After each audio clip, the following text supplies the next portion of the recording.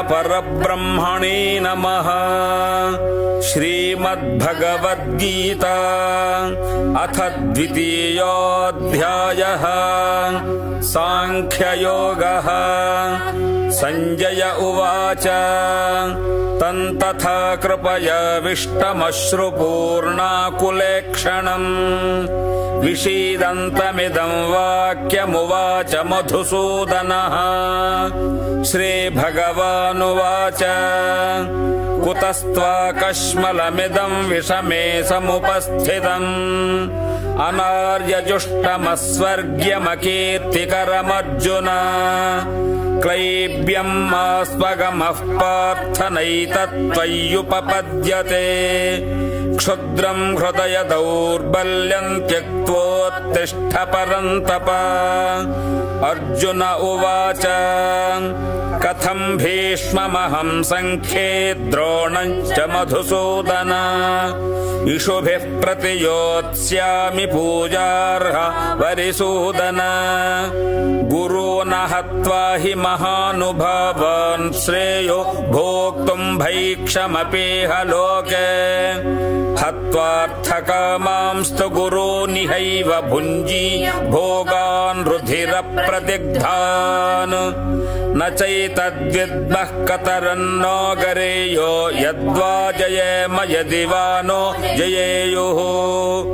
यानेव हत्वा न जिजीविषामस्तेव स्थिता प्रमुखे धार्तराष्ट्राः।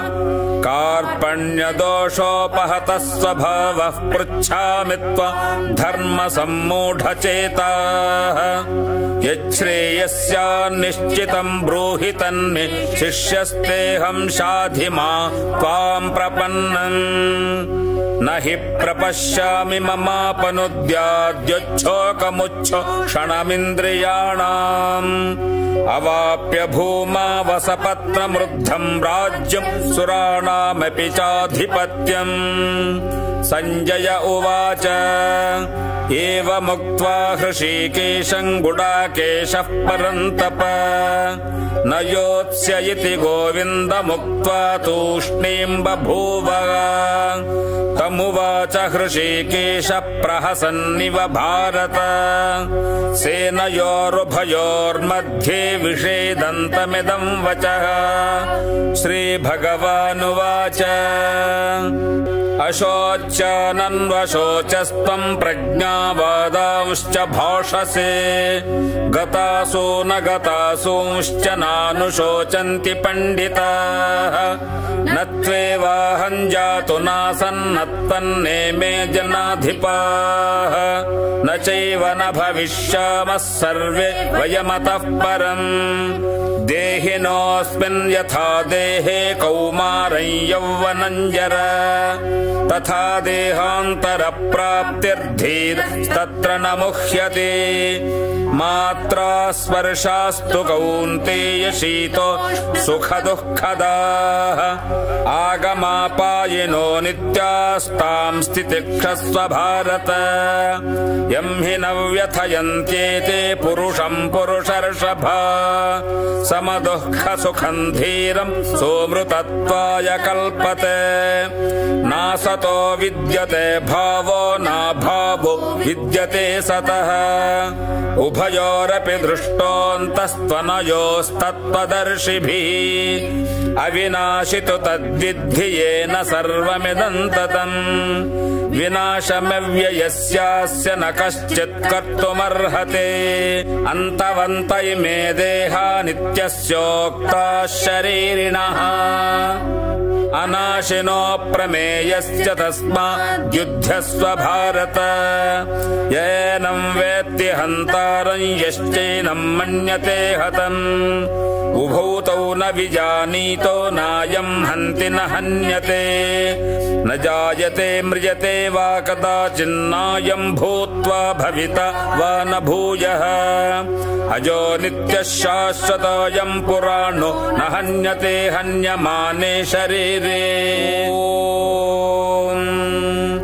न हन्यते हन्यमाने शरीरे वेदा विनाशिनं नित्यं य एनमजमव्ययम् कथं स पुरुषः पार्थ कं घातयति हन्तिकम् वासांसि जीर्णानि यथा विहाय नवानि गृह्णाति नरोपराणि तथा शरीराणि विहाय जीर्णान्यन्यानि संयाति नवानि देहे नैनं छिन्दन्ति शस्त्राणि नैनं दहति पावकः न चैनं क्लेदयन्त्यापो न शोषयति मारुतः अच्छेद्योऽयमदाह्योऽयमक्लेद्यो शोष्य एव च नित्यः सर्वगतस्थाणुरचलोऽयं सनातनः अव्यक्तोऽयमचिन्त्योऽयमविकार्योऽयमुच्यते तस्मादेवं विदित्वैनं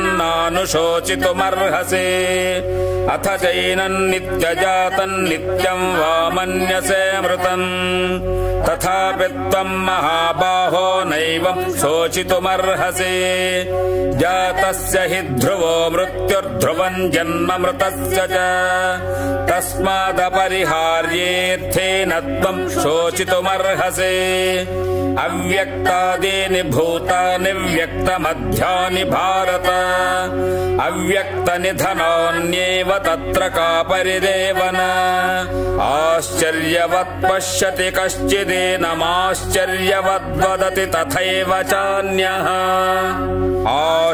आश्चर्यवच्चैनमन्यः शृणोति श्रुत्वाप्येनं वेद न चैव कश्चित् देहे नित्यमवध्योऽयं देहे सर्वस्य भारत तस्मात् सर्वाणि भूतानि न त्वं शोचितुमर्हसि स्वधर्ममपि चावेक्ष्य न विकम्पितुमर्हसि धर्म्याद्धियुद्धात् श्रेयोऽन्यत् क्षत्रियस्य न विद्यते यदृच्छया चोपपन्नं स्वर्गद्वारमपावृतम् सुखिनः क्षत्रियाः पार्थ लभन्ते युद्धमीदृशम् अथ चेत्त्वमिमं धर्म्यं सङ्ग्रामं न करिष्यसि ततः स्वधर्मं कीर्तिं च हित्वा पापमवाप्स्यसि अकीर्तिं चापि भूतानि कथयिष्यन्ति ते व्ययाम् सम्भावितस्य चाकीर्तिर्मरणादतिरिच्यते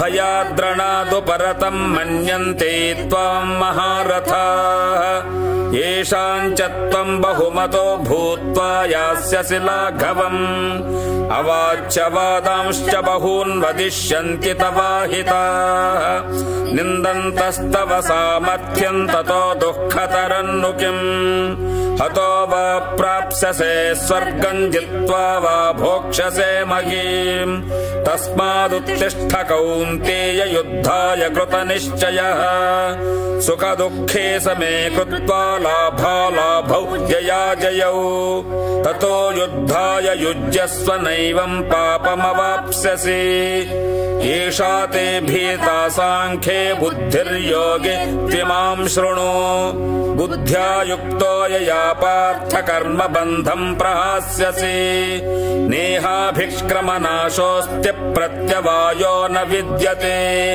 स्वल्पमप्यस्य धर्मस्य त्रायते महतो भयात् व्यवसायात्मिका बुद्धिरेकेह कुरु नन्दन बहुशाखा ह्यनन्ताश्च बुद्धयो व्यवसायिनाम् यामिमां पुष्पितां वाचं प्रवदन्त्यविपश्चितः वेदवादरतः पार्थ नान्यदस्तीति वादिनः कामात्मानः स्वर्गपरा जन्म कर्म फलप्रदाम् क्रियाविशेष बहुलां भोगैश्वर्यगतिं प्रति भोगैश्वर्यप्रसक्तानां तयापहृतचेतसां व्यवसायात्मिका बुद्धिः समाधौ न विधीयते त्रैगुण्यविषया वेदा निस्त्रैगुण्यो भवार्जुन निर्द्वन्द्वो नित्यसत्त्वस्थो निर्योगक्षेम आत्मवान्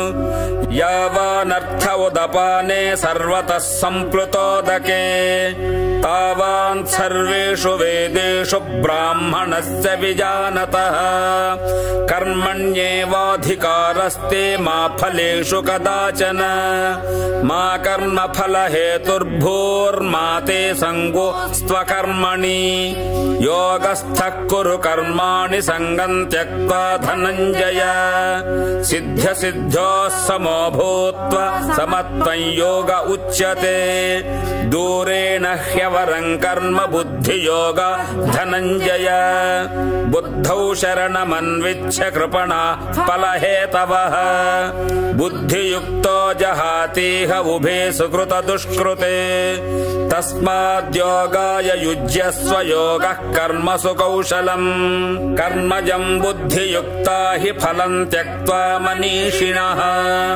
जन्मबन्धविनिर्मुक्ताः पदं गच्छन्त्यनामयम् यदा ते मोहकलिलं बुद्धिर्व्यतितरिष्यति तदा गन्तासि निर्वेदं श्रोतव्यस्य श्रुतस्य च श्रुतिविप्रतिपन्ना ते यदा स्थास्यति निश्चला समाधावचला बुद्ध्यस्तदा योगमवाप्स्यसि अर्जुन उवाच स्थितप्रज्ञस्य का भाषा समाधिस्थस्य केशव स्थितधीः किं प्रभाषेत किमासीत व्रजेत किम् श्रीभगवानुवाच प्रजहाति यदा कामान् सर्वान् पार्थमनोगतान् आत्मन्येवात्मना तुष्टस्थितप्रज्ञस्तदोच्यते दुःखेष्वनुद्विग्नमनः सुखेषु विगतस्पृहः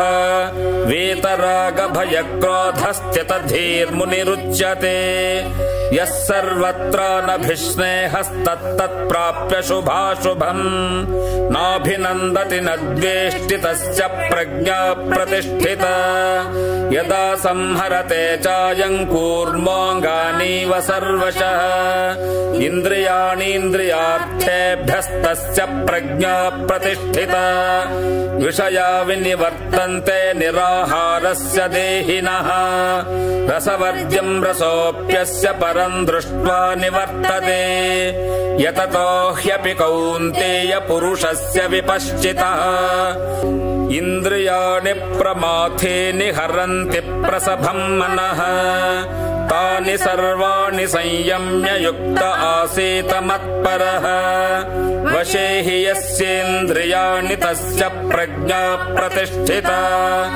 ध्यायतो विषयान् पुंसः सङ्गः तेषूपजायते सङ्गात् सञ्जायते कामः कामात् क्रोधोऽभिजायते क्रोधाद्भवति सम्मोहः सम्मोहात् स्मृतिविभ्रमः स्मृतिभ्रंशात् बुद्धिनाशो बुद्धिनाशः प्रणश्यते रागद्वेषवियुक्तैस्तु विषयानिन्द्रियैश्चरन्